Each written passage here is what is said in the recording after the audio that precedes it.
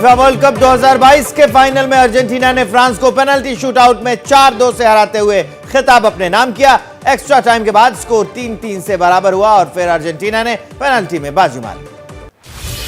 36 साल बाद फिर जीता अर्जेंटीना ने वर्ल्ड कप में फ्रांस को फाइनल में हराकर तीसरी बार ट्रॉफी अपने नाम की। साल 1978 और 1986 में भी अर्जेंटीना ने वर्ल्ड कप ट्रॉफी जीती थी।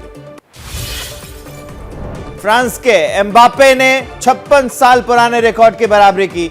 फाइनल में हैट्रिक गोल मारने वाले दूसरे खिलाड़ी बने। एम्बापे ने मैच के दौरान 2 पेनल्टी के साथ 3 गोल अपने नाम किए।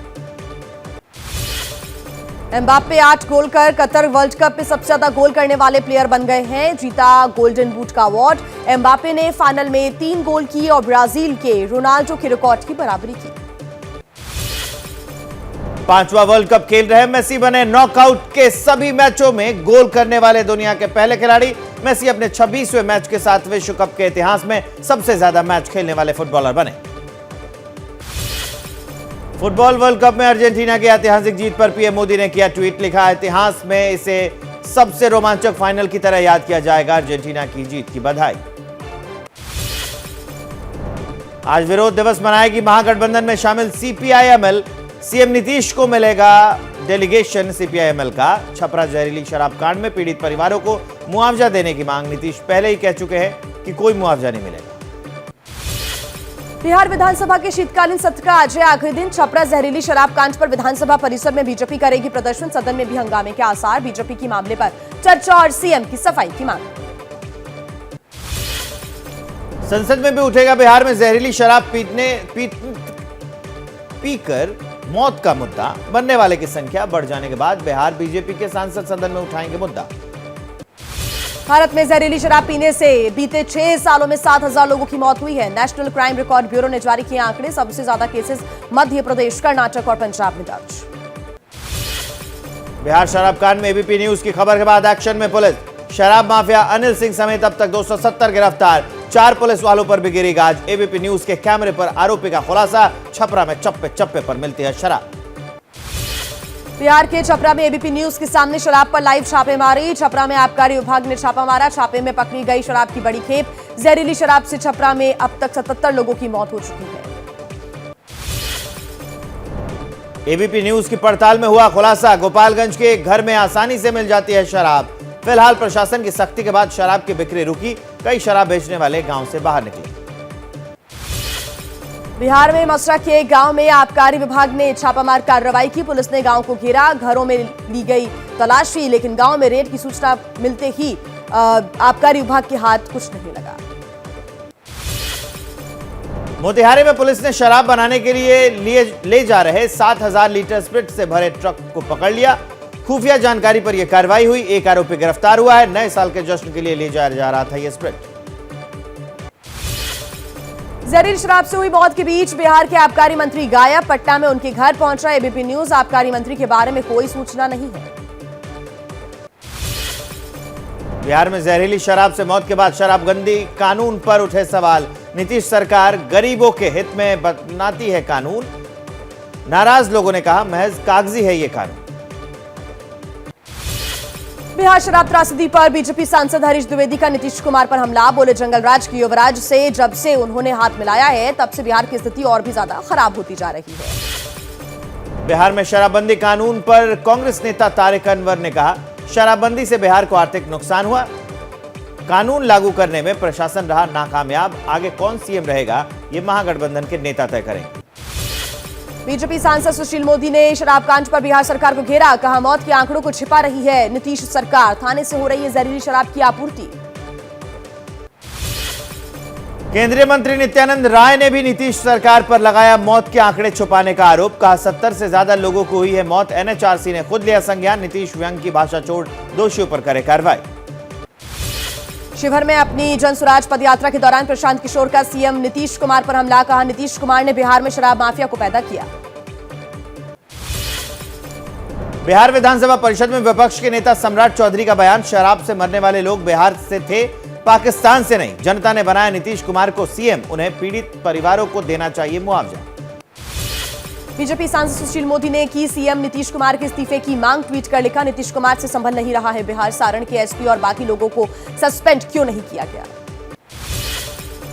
यूपी के आगरा में पुलिस ने 9 लीटर अवैध शराब के साथ एक तस्कर को दबोचा। पुलिस के छापे में घर के पीछे खेतों में बनाई जा रही थी कच्ची शराब, सैकड़ों लीटर शराब नष्ट की गई। बीजेपी नेता शाहनवाज हुसैन का पाकिस्तान को करारा जवाब। बिलावल की धमकी पर कहा, पाकिस्तान के मंत्री को जुकाम हुआ है जो परमाणु हमले की धमकी दे रहा है। पाकिस्तानी विदेश मंत्री के बयान पर बढ़े तनाव के बीच केंद्रीय मंत्री रामदास अठावले का बड़ा बयान। कहा, वक्त आ गया है, पाकिस्तान से युद्ध होना चाहिए। रिपब्लिकन पार्टी के सांसद हैं अठावले। कन्नौज से बीजेपी सांसद सुब्रत पाठक का पाकिस्तान पर निशाना। का पाकिस्तान एक खत्म होता राष्ट्र, पीएम मोदी पर इस तरह की टिप्पणी हिंदुस्तान बर्दाश्त नहीं करेगा। आरएलडी अध्यक्ष जयंत चौधरी का बीजेपी पर बड़ा आरोप। कहा, बिलावल भुट्टो के बयान पर बीजेपी निकाय चुनाव के लिए अपने राजनीतिक भुट्टे सेक रही है। विरोध करना था तो पाकिस्तानी राजदूत को तलब कर विरोध प्रकट करते। चीन को लेकर राहुल के बयान पर बीजेपी सांसद बृजभूषण शरण सिंह का राहुल गांधी पर हमला। कहा, राहुल और बिलावल भुट्टो को एक नस्ल के आदमी है। कहा, कुछ सवाल ऐसे हैं जिस पर नेताओं को नहीं बोलना चाहिए। चीन के मुद्दे पर कांग्रेस ने फिर साधा पीएम मोदी पर निशाना। कांग्रेस नेता जयराम रमेश ने कहा, प्रधानमंत्री चीन का नाम नहीं लेते, इसलिए संसद में उनकी पार्टी प्रधानमंत्री से चीन पर बयान की मांग करेगी। राज्यसभा में भी आज हंगामे के आसार है। एक बार फिर चीन के मुद्दे पर चर्चा को लेकर विपक्ष की ओर से हंगामा होना तय। पीएम से चीन पर बयान की मांग। आरएसएस प्रमुख मोहन भागवत का बयान, दुनिया भर में भारत का सिर ऊंचा हो रहा है। भारत अमेरिका चीन जैसा विकास करे, ये भारत का विकास नहीं, भारत का विकास धर्म संस्कृति के अनुसार भारत की सोच से। कांग्रेस नेता राशिद अल्वी ने किया राहुल गांधी का बचाव। कहा, राहुल गांधी ने वही बात कही है जो राजनाथ सिंह ने पार्लियामेंट में बोली थी कि हमारे देश का पीएम चीन का नाम लेने से डरता है। हमें भारत सरकार और पीएम पर भरोसा नहीं। अगरतला में पीएम मोदी का विपक्ष पर हमला। कहा, विपक्ष नेगेटिविटी फैलाता है। छोटे राज्यों में त्रिपुरा देश का सबसे स्वच्छ राज्य बनकर उभरा है। त्रिपुरा अब शांति और विकास की ओर चल पड़ा है। राहुल गांधी के नेतृत्व में चल रही भारत जोड़ो यात्रा आज राजस्थान के अलवर पहुंचेगी। दोपहर 2:30 बजे मालाखेड़ा में होगी रैली। अशोक गहलोत, सचिन पायलट, मल्लिकार्जुन खड़गे समेत कई दिग्गज नेता होंगे शामिल। केंद्रीय मंत्री गजेंद्र सिंह शेखावत का राहुल की यात्रा पर निशाना। कहा, जो भारत जोड़ने निकले हैं उनको अपने गिरेबान में झांक कर देखना चाहिए। राज्य में किसानों को यूरिया नहीं मिल रहा है। कांग्रेस की भारत जोड़ो यात्रा को लेकर कांग्रेस नेता नकुल दुबे का बयान। कहा, इसे किसी भी चुनाव से जोड़कर ना देखा जाए। देश में चल रही तानाशाही खत्म कराना ही हमारा लक्ष्य है। अभिनेता कमल हासन 24 दिसंबर को दिल्ली में कांग्रेस नेता राहुल गांधी के नेतृत्व वाली भारत जोड़ो यात्रा में हिस्सा लेंगे।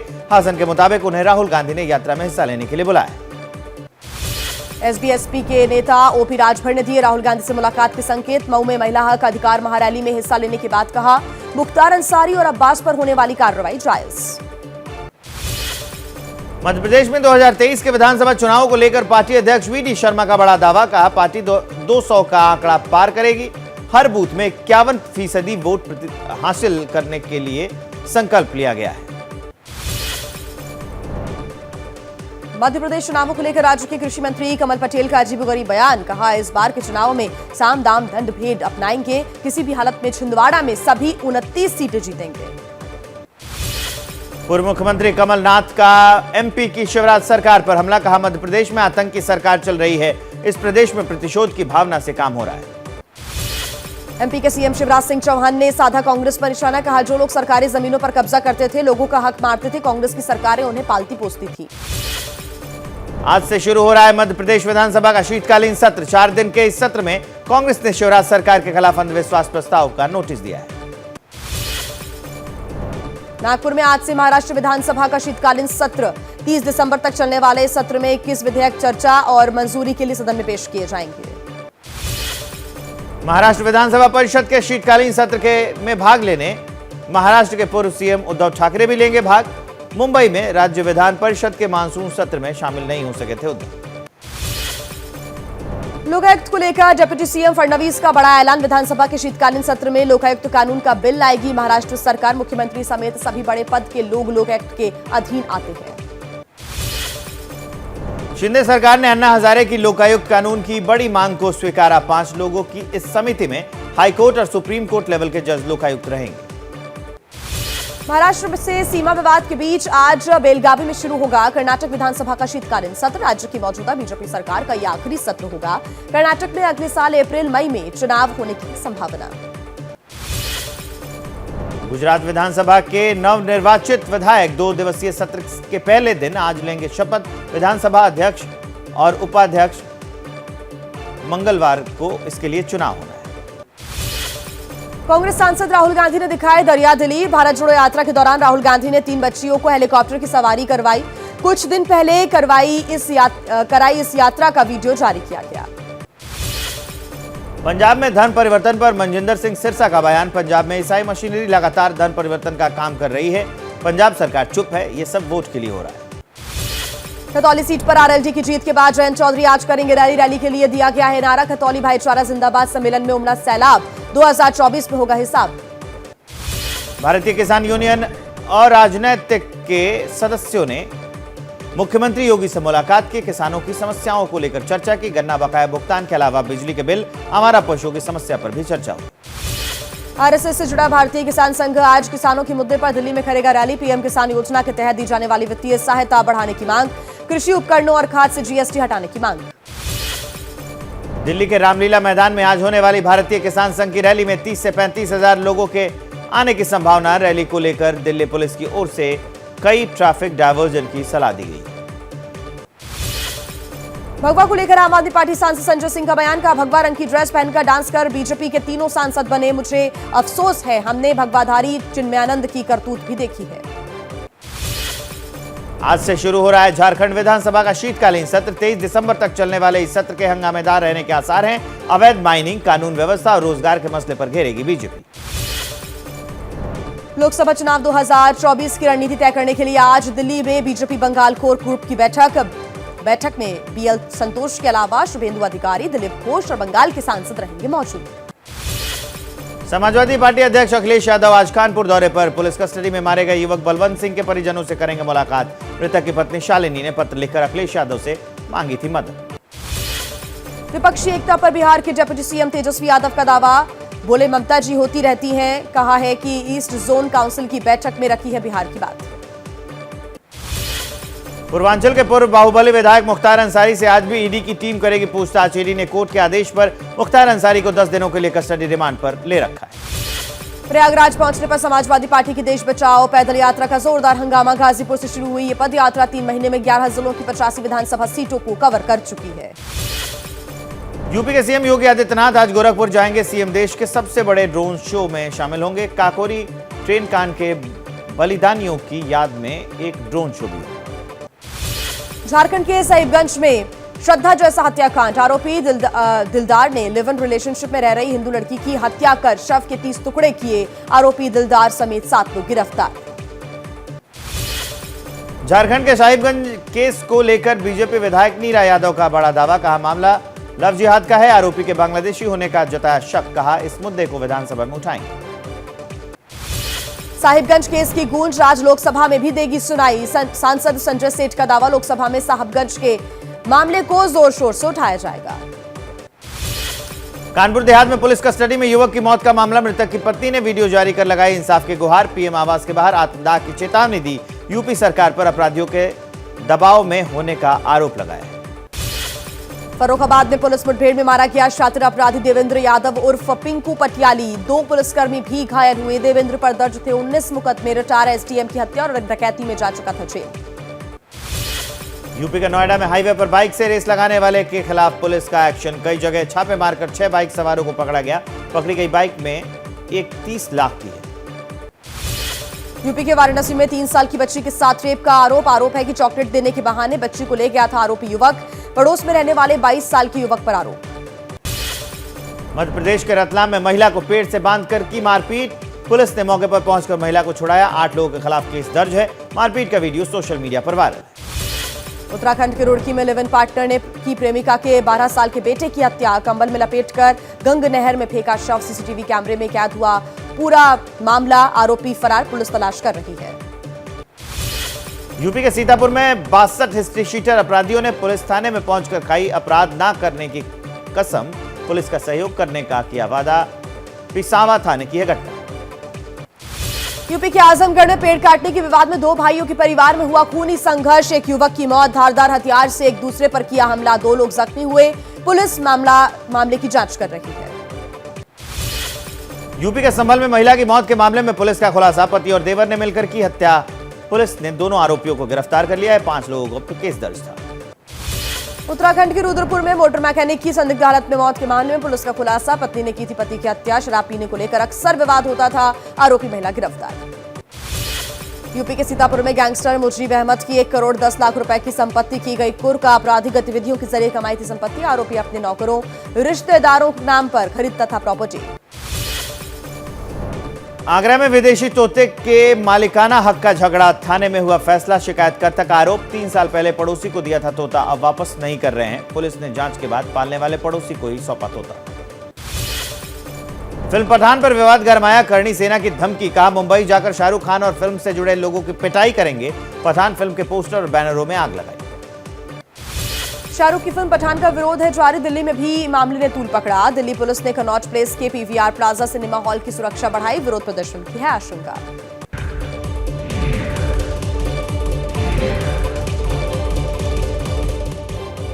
एक बार फिर बहुत स्वागत है आपका, आप देख रहे हैं एबीपी न्यूज। और अब खबर बीती रात हुए उस रोमांचक मैच की जिसके जश्न में अभी तक दुनिया डूबी हुई है। वो मैच था फुटबॉल वर्ल्ड कप का फाइनल जो अर्जेंटीना ने जीता है। जी हां, अर्जेंटीना ने फुटबॉल वर्ल्ड कप जीत लिया है। सांसें रोक देने वाले मैच में अर्जेंटीना ने पेनल्टी शूटआउट में फ्रांस को 4-2 से हराया और उसके साथ ही 36 साल बाद फुटबॉल वर्ल्ड कप पर फिर से अर्जेंटीना का कब्जा हो गया है।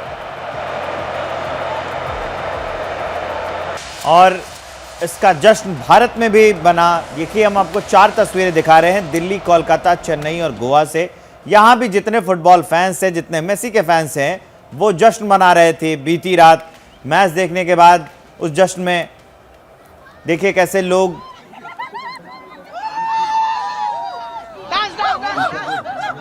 चार तस्वीरें हम आपको 4 शहरों से दिखा रहे हैं, दिल्ली, कोलकाता, चेन्नई और गोवा से। बिहार शराब कांड में एबीपी न्यूज की खबर का असर। एबीपी न्यूज की खबर के बाद एक्शन में प्रशासन आया।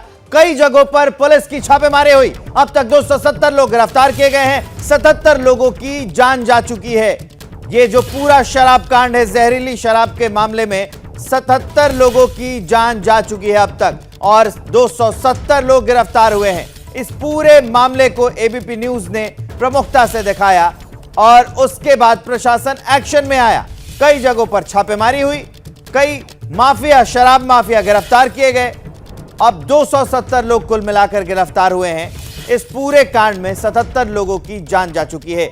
हम आपको बड़ी खबर बता रहे हैं, 77 लोगों की जान गई, 270 लोग अब तक गिरफ्तार किए जा चुके हैं।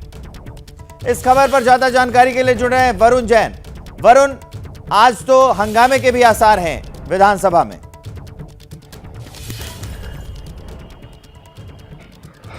देखिए, बिल्कुल इस बात की आशंका जताई जा रही है कि आज विधानसभा में इस मसले को लेकर हंगामा होगा, क्योंकि जिस तरीके से बड़ी संख्या में लोगों की जान गई है तो विपक्ष इस मौके को किसी भी तरीके से हाथ से नहीं जाने देता। लेकिन सबसे बड़ी बात यह है कि एबीपी न्यूज पर खबर दिखाए जाने के बाद जो प्रशासन है वो जागा और उसने ताबड़तोड़ छापेमारी की। पूरे बिहार में कल भी कई जगहों पर जो छापेमारी थी वो एक्साइज डिपार्टमेंट के साथ बिहार पुलिस ने टीम बनाकर की। ऐसे में सबसे बड़ा सवाल ये उठता है कि अगर प्रशासन वक्त रहते जागा होता, पहले ही इस तरह की कार्रवाई की होती, तो शायद 70 से ज्यादा लोगों की जान नहीं जाती। एबीपी न्यूज जब उन जगहों पर पहुंचा, गांव में देहात में, जिलों में पहुंचा, तो उसको वो सब जगहों का पता चला जहां पर जो शराब थी बेहद आसानी से बिक रही थी। ऐसे में पुलिस प्रशासन को ये ना पता चले कि उनके इलाके में कहां कहां शराब बिक रही है, ये अपने आप में बड़ा सवाल खड़ा होता है। तो जरूरत है पुलिस को एक ज्वाइंट कोऑर्डिनेशन की, बॉर्डर पर दूसरे राज्यों की पुलिस के साथ एक कोऑर्डिनेशन करने की, एक्साइज डिपार्टमेंट को बिहार पुलिस के साथ कोऑर्डिनेट करने की, जिससे कि आने वाले समय में दोबारा इस तरह की कोई घटना ना हो। बिहार के अंदर जो शराबबंदी है उसको सख्ती से लागू कराया जा सके। जी ठीक है वरुण, जानकारी के लिए आपका बहुत बहुत धन्यवाद। इधर खबरों में आगे बढ़ेंगे। बिहार शराब कांड को लेकर महागठबंधन सरकार में शामिल सीपीआई-एमएल ने उठाई है मुआवजे की मांग। आज बिहार में विरोध प्रदर्शन करेगी सीपीआई-एमएल। वहीं कांग्रेस के नेता तारिक अनवर ने कहा है कि शराबबंदी सफल बनाने में प्रशासन नाकाम रहा है। तो वहीं बीजेपी आज विधानसभा परिसर में प्रदर्शन करेगी। इस पूरे शराब कांड पर अब विपक्ष हमलावर है और नीतीश सरकार को घेर रहा है। अब आज बीजेपी विधानसभा परिसर में प्रदर्शन करने वाली है। इस खबर पर ज्यादा जानकारी के लिए जुड़ रहे हैं शशांक, हमारे संवाददाता। शशांक, प्रदर्शन कितने बजे होगा, कौन से नेता शामिल होंगे और कितने हंगामे के आसार हैं? मुद्दा तो यही रहने वाला है, शराबबंदी। देखिए, सीपीआई-एमएल जो है बिहार सरकार में शामिल है, उसके कुल 12 विधायक हैं। पूरे बिहार में आज विरोध दिवस जो है सीपीआई-एमएल की तरफ से मनाया जाएगा। राज्य स्तरीय प्रदर्शन है और सीपीआई-एमएल का एक डेलीगेशन भी सीएम नीतीश से मिलेगा और मुआवजा देने की मांग करेगा, क्योंकि 2016 अप्रैल में ये कानून बना था शराबबंदी, उसके नियमावली में ही 4-4 लाख रुपया मुआवजा देने का प्रावधान है। पहली बार ये घटना हुई थी बिहार में जहरीली शराब कांड संभलने की 2016 अगस्त में, तब गोपालगंज में 4-4 लाख रुपया मुआवजा दिया गया था मृतक के परिजनों को। तो यही सवाल सीपीआई-एमएल उठा रहा है कि जब तब आप मुआवजा दिए तो अब क्यों नहीं दे रहे? नीतीश इस बार मुआवजा देने से मना कर चुके हैं। बीजेपी भी मांग कर रही है कि मृतक के परिजनों को मुआवजा मिले। तो सत्र का आज आखिरी दिन है। बीजेपी सदन में प्रदर्शन करेगी, सदन के बाहर विधानसभा परिसर में हंगामा करेगी कि मुआवजा दीजिए, इस मुद्दे पर सदन में चर्चा कराई है। लेकिन सीपीआई-एमएल का पूरे बिहार भर में जो है आज प्रदर्शन है कि आप मुआवजा दीजिए, क्योंकि इसका प्रावधान है। ठीक है शशांक, जानकारी के लिए आपका बहुत बहुत धन्यवाद। अब खबरों में आगे बढ़ते हैं और महाराष्ट्र से के सियासत से जुड़ी आपको एक खबर बता दें। अन्ना हजारे की मांग को महाराष्ट्र सरकार ने मान लिया है। महाराष्ट्र सरकार लोकायुक्त कानून के लिए बिल लाएगी। शीतकालीन सत्र में ही लोकायुक्त कानून का बिल आएगा। सीएम समेत सभी बड़े अफसर लोकायुक्त के अंदर आएंगे। ये बड़ी खबर हम आपको बता रहे हैं कि महाराष्ट्र से जुड़ी हुई महाराष्ट्र सरकार लोकायुक्त कानून के लिए बिल लाने वाली है। शीतकालीन सत्र में ही लोकायुक्त कानून का बिल लाया जाएगा। सीएम समेत सभी बड़े अफसर लोकायुक्त के अंदर आएंगे। ये बड़ी खबर हम आपको बता रहे हैं। अन्ना हजारे की मांग को महाराष्ट्र सरकार ने अब मान लिया है। इस खबर पर ज्यादा जानकारी के लिए जुड़ रहे हैं हमारे संवाददाता कृष्णा ठाकुर। कृष्णा, क्या जानकारी मिल पा रही है? ये बहुत दिनों से मांग चल रही थी कि लोकायुक्त कानून के लिए बिल लाया जाए। बिल्कुल विवेक, सही कहा आपने कि महाराष्ट्र सरकार का जो आज से है नागपुर में शीतकालीन सत्र शुरू होने वाला है। इससे पहले एक दिन पहले ठीक रविवार के दिन कैबिनेट में बड़ा फैसला लेते हुए महाराष्ट्र सरकार की तरफ से ये कहा गया कि सरकार ने अन्ना हजारे के सभी मांगों को मानते हुए जो है लोकायुक्त जो है वो लाने की जो है मांग ली है और इसी सत्र में इससे संबंधित जो है वो बिल लाया जाएगा। लोकायुक्त की खासियत ये होगी कि जो मुख्यमंत्री और जो मुख्यमंत्री के जो कैबिनेट के अंदर जितने भी मिनिस्टर्स आते हैं, पूरा कैबिनेट इस लोकायुक्त के अंदर आएगा। साथ ही साथ इसमें जो है भ्रष्टाचार निरोधक अधिनियम जो है उसको भी शामिल किया जाएगा। सरकार का यह दावा है कि बीते 6 महीने में जब से ये शिंदे और फडणवीस सरकार बनी है, ऐसे में अब तक का ये सबसे बड़ा फैसला माना जा रहा है। मुख्यमंत्री खुद कह चुके हैं कि महाराष्ट्र में जो है भ्रष्टाचार मुक्त सरकार चलानी है। ऐसे में सिस्टम में जो है पूरी तरीके से पारदर्शिता हो, इसको ध्यान में रखते हुए ये जो है लोकायुक्त बिल जो है वो लाने की जो पूरी कोशिश है। और इसी सत्र में इसी ये हो जाती है कि जो विपक्ष है वो भी समर्थन देता हुआ इस कानून के लिए नजर आएगा, क्योंकि वो भी चाहता है कि ट्रांसपेरेंसी होना चाहिए सरकार के काम में। तो बहुत ज्यादा इस बिल को पास कराने में सरकार के सामने दिक्कतें आएंगी, ऐसा नहीं हो सकता। बिल्कुल जी, आप ये सर्वसहमति से जो है वो इस बिल को पूरी तरीके से पारित कर देना चाहिए। लेकिन एक बात दूसरी तरफ ये बताऊं कि जहां लोकायुक्त बिल को पास कराना है सरकार को इस शीतकालीन सत्र में, वही दूसरी तरफ आज से जो शुरुआत हो रही है नागपुर में शीतकालीन सत्र की, तो जो सरकार है उसके लिए आसान नहीं होने वाला है, क्योंकि कई सारे जो है वो विपक्ष कई सारे मुद्दों पर सरकार को घेरने की कोशिश जो है वो करेगा। सबसे पहला मुद्दा जो होगा, जिस तरीके से बयानबाजी जो छत्रपति शिवाजी महाराज को लेकर जो बयानबाजी बीते दिनों जो बीजेपी के जो प्रवक्ता है सुधांशु त्रिवेदी, उन्होंने कहा था कि औरंगजेब से उन्होंने 5 बार माफी मांगी है। साथ ही साथ महाराष्ट्र के राज्यपाल हैं भगत सिंह कोश्यारी, उन्होंने कहा था कि छत्रपति शिवाजी महाराज जो है वो अतीत के जो है वो हीरो हैं। तो ऐसे में बहुत सारे ऐसे मुद्दे हैं। आपने देखा होगा कि लगातार विपक्ष ये आरोप लगा रहा था कि गुजरात में चुनाव होने हैं, इसीलिए जितने भी बड़े जो प्रोजेक्ट है वो महाराष्ट्र से बाहर जा रहे हैं। महाराष्ट्र और कर्नाटक का जो सीमा विवाद है, तो ये कई सारे मुद्दे हैं जिस पर विपक्ष जो है वो पूरी तरीके से सरकार को घेरने को के लिए तैयार है। बिल्कुल हंगामा होगा विधानसभा के अंदर। ये तमाम मुद्दे हैं जो कि विपक्ष उठाने की कोशिश करेगा, सरकार से चर्चा की मांग की जाएगी, लेकिन इस बीच एक बड़ा बिल जो कि लोकायुक्त कानून का बिल है उसको पास कराने की भी कोशिश सरकार की तरफ से रहेगी। इस पर हमारी नजर रहेगी। कृष्णा, बहुत शुक्रिया आपका तमाम जानकारी के लिए। आगे बढ़ते तमाम मुद्दे पर आज संसद में फिर हंगामा हो सकता है। राहुल के बयान के बाद सत्ता पक्ष भी आज आक्रामक रहेगा। ऐसे में संसद में हंगामा हो सकता है। राहुल गांधी ने कहा है कि चीन युद्ध की तैयारी कर रहा है, लेकिन भारत सरकार स्थिति की गंभीरता को समझे बिना गहरी नींद में है। राहुल ने यह भी कहा है कि चीन की तैयारी केवल घुसपैठ के लिए नहीं थी, बल्कि पूर्ण पैमाने पर युद्ध के लिए थी। और इसी पर ज्यादा जानकारी के साथ हमारे सहयोगी अंकित गुप्ता हमारे साथ जुड़ गए हैं। अंकित, आज भी सदन के अंदर हंगामा होगा। विपक्ष की बस एक ही मांग है कि चीन के मुद्दे पर सरकार कुछ कहे, सरकार की तरफ से, पीएम की तरफ से कोई बयान आए।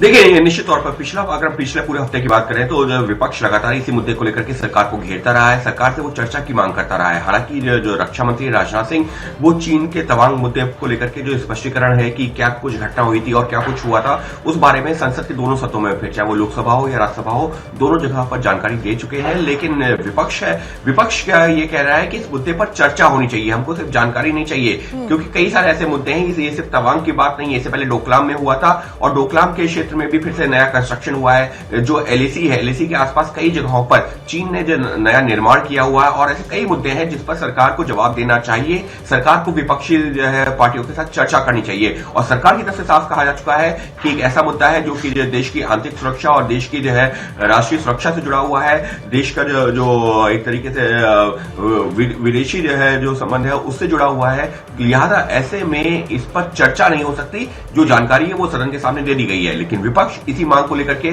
चर्चा की मांग को लेकर के लगातार हमलावर है और जो है हम लगातार वहां पर हंगामा हो रहा है। जी अंकित, जानकारी के लिए आपका बहुत बहुत धन्यवाद। अब खबरों में आगे बढ़ेंगे दिल्ली से। दिल्ली में एक बार फिर किसानों का संग्राम होने वाला है। दिल्ली में आज किसान संगठनों का प्रदर्शन होगा। रामलीला मैदान में सुबह 11 बजे से किसानों का प्रदर्शन होने वाला है। करीब 35,000 किसानों के जुटने के आसार हैं इस प्रदर्शन में, जिसको देखते हुए पुलिस ने सुरक्षा के पुख्ता इंतजाम किए हैं। रामलीला मैदान होगी वो जगह, 30 से 35,000 किसान जुटेंगे। 11 बजे का वक्त होगा। आज प्रदर्शन करने वाले हैं किसान संगठन। इस खबर पर ज्यादा जानकारी के लिए जुड़ी हमारी संवाददाता मदिहा खान। मदिहा, किसानों की क्या मांग रहने वाली है? बिल्कुल विवेक, सबसे पहले तो आपको ये बता दूं, सुबह सवेरे यानी कि अभी रोशनी नहीं हुई है और जब हमारी टीम यहाँ पर पहुंची तो हमें लग रहा था कि जैसे जो आंदोलन है, जो ये रैली है, ये 11 बजे शुरू होगी, लेकिन तस्वीरें यहाँ पर कुछ अलग थी। यहाँ पर जो संख्या हमें शुरुआती जानकारी के हिसाब से मिली थी कि 30 से 35,000 किसान आज इकट्ठे होंगे, लेकिन उतनी संख्या तकरीबन यहाँ पर देखी जा रही है। यहाँ ये बाहर की तस्वीरें जो हम आपको दिखा रहे हैं, साथ ही साथ आपको बताएं कि अंदर बड़ी संख्या में इस वक्त किसान जो है वो पहुंच गए हैं। और बताया जा रहा है, जिस तरह से यहाँ पर मौजूद किसान दावा कर रहे हैं कि एक बड़ा हुजूम, एक बड़ी संख्या किसानों की यहाँ पर 11 बजे तक पहुंच सकती है। कई सारी मांगे हैं किसानों की। सीधे मेरे साथ कुछ लोग जुड़े हुए हैं, उनसे ही बात करते हैं, क्योंकि उनकी मांगे हैं, किस चीज को लेकर रैली कर रहे हैं, उनसे ही सुनते हैं। सबसे पहले आप लोग ये बताइए, कहाँ से आए हैं आप लोग? राजस्थान से। आप लोग कहाँ? राजस्थान से। क्या मांगे हैं, किन मुद्दों को लेकर पहुंचे? सबसे पहले तो जो प्रधानमंत्री निधि किसानों को जो 2,000 रुपये मिलते हैं पैसे, उस राशि को बढ़ाकर ज़्यादा किया जाए।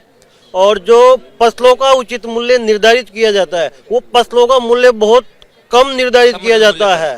लागत मूल्य और क्या कहेंगे? और जो किसानों के लिए जो काम आने वाली चीजें, जैसे खाद, बीज, ट्रैक्टर, ये सारी चीजें हैं, इनके ऊपर जो टैक्स लगता है, जीएसटी लगती है, सरकार से हम यही मांग करते हैं कि इस आधार पर लाभकारी मूल्य चाहिए। देखिए, ये मुख्य मांगे जो समझ में आ रही हैं, जिन मुद्दों को लेकर आज किसान दिल्ली के रामलीला मैदान में इकट्ठे हुए हैं, वो मांगे जो है कि जो किसान सामान खरीदते हैं उसमें जो जीएसटी लगता है वो खत्म किया जाए। दूसरी मांग ये है किसानों की कि जो पीएम किसान योजना है उसके तहत जो फैसिलिटीज मिलती है वो प्रॉपर तरीके से मिले, उसमें कुछ बदलाव हो, उन लोगों को और फैसिलिटीज मिले। इस तरह के मुद्दे लेकर किसान आज दिल्ली के रामलीला मैदान पहुंच गए हैं। जाहिर सी बात है, बड़ी संख्या में जब किसान इकट्ठे होंगे तो सुरक्षा के पुख्ता इंतजाम पुलिस को यहाँ पर सुनिश्चित करने होंगे, क्योंकि अभी से जो तस्वीरें देखने के लिए मिल रही हैं वो ये देखने के लिए मिल रही हैं कि लंबी लाइनें जो हैं वो बसों की और कारों की पहले से रामलीला मैदान के आसपास इकट्ठी हो गई हैं। और जाहिर सी बात है, दिन चढ़ने के साथ साथ बड़ी संख्या में जब यहाँ पर किसान पहुंचेंगे तो और यहाँ पर मदीहा, सुबह से ही देखिए लगातार किसानों की जो भीड़ है वो आप हमें दिखा रही हैं, और किसानों की जो मांग है वो भी लोगों ने सुनी कि आखिर किन मांगों के लिए आज किसान रामलीला मैदान में जुट रहे हैं। बहुत शुक्रिया फिलहाल तमाम जानकारी की। एक और बड़ी खबर आपको बता देते हैं, आज संसद में सुनाई देगी रिबिका हत्याकांड की भी गूंज। जी हां, झारखंड का वो हत्याकांड जिसने पूरे देश को झकझोर दिया है। मामला साहिबगंज जिले के बोरिया थाना क्षेत्र का है, जहां दिलदार नाम के एक शख्स ने अपनी दूसरी पत्नी का पहले तो मर्डर किया और फिर उसकी लाश के 50 से ज्यादा टुकड़े करके फेंक दिया। रांची से सांसद संजय सेठ ने इसके पीछे लव जिहाद की आशंका व्यक्त की और हेमंत सरकार को घेरा है। आज वो लोकसभा में रिबिका हत्याकांड का मामला भी उठाएंगे। लव जिहाद होता है, एक मैंने कहा ना कि पूरी तरह षड्यंत्र के तहत ऐसे काम होते हैं। हम सब मर्माहत हैं, पहाड़ी जाति की बेटी। अब तो यहाँ पे माननीय मुख्यमंत्री हेमंत सोरेन जी जो बहुत सारी घोषणाएं कर रहे हैं, अब बोलने में करने में और फर्क देखें। फांसी की सजा के नीचे कुछ नहीं, फास्ट ट्रैक कोर्ट बनाओ, फास्ट ट्रैक कोर्ट बनाकर फांसी की सजा दो। और मैं निश्चित रूप से इस मांग को रखूंगा ताकि कोई दूसरी श्रद्धा पैदा नहीं हो। बड़ी खबर, आरएसएस प्रमुख मोहन भागवत का एक बड़ा बयान आया है। दुनिया भर में भारत का सिर ऊंचा हो रहा है। आज भारत दुनिया को युद्ध बंद करने का संदेश दे रहा है। पहले भारत कहता तो रूस जैसे देश झड़प देते, लेकिन आज रूस कहता है भारत अच्छा देश है। यह बड़ा बयान आरएसएस प्रमुख मोहन भागवत ने दिया है और बताया है कि अब पहले से हालात बदल चुके हैं। भारत दुनिया को युद्ध बंद करने के संदेश दे रहा है। अगर वो पहले का भारत होता तो रूस जैसे देश झड़प देते, और आज का भारत जो है उसे पूरी दुनिया और रूस भी अच्छा देश मानता है।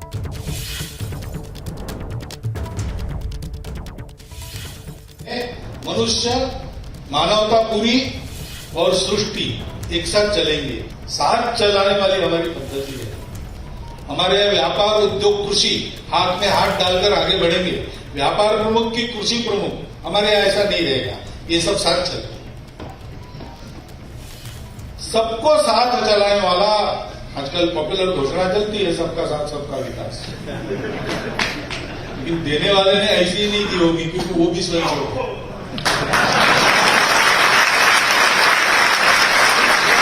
तो ये विचार उसके मस्तिष्क में होगा ही।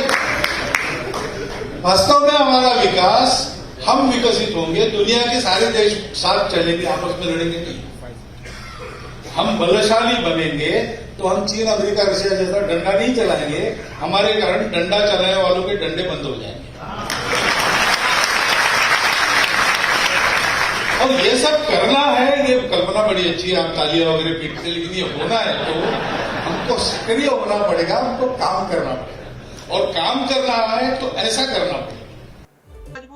क्या मजबूरी है मेरी, बताइए।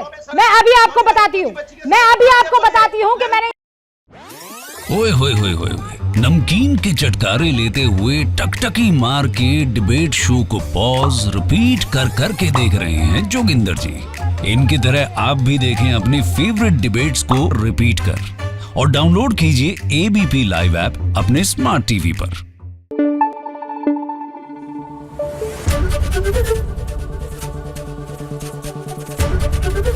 एबीपी न्यूज आपको रखे आगे।